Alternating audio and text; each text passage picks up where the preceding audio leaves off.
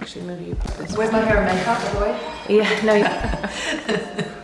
Hi, I'm Vicky Fox and I'm teaching the yoga in action or yoga in asana anatomy for high yoga. I'm really interested more in the therapeutic side of yoga, like how can yoga benefit you? How can you support yourself with injuries? How can you prevent injuries? So most of my training has been, since I qualified, been looking at more the anatomical side of yoga and how we can use it therapeutically to help people. Since 2013, I've mostly specialized teaching yoga for cancer, working with people on the side effects of treatment for cancer and how yoga can be beneficial for them.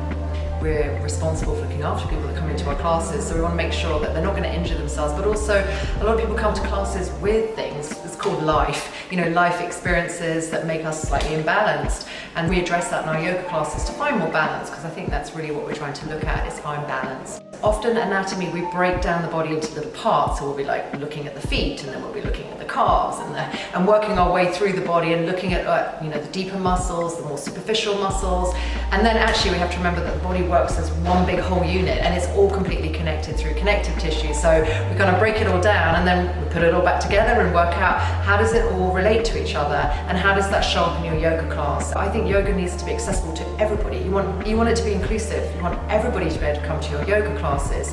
So you need to be able to know how to adapt quickly. Someone comes in with an injury, how are you going to adapt so that they feel comfortable and safe and looked after in your class, and they're still part of your class like everybody else in your class.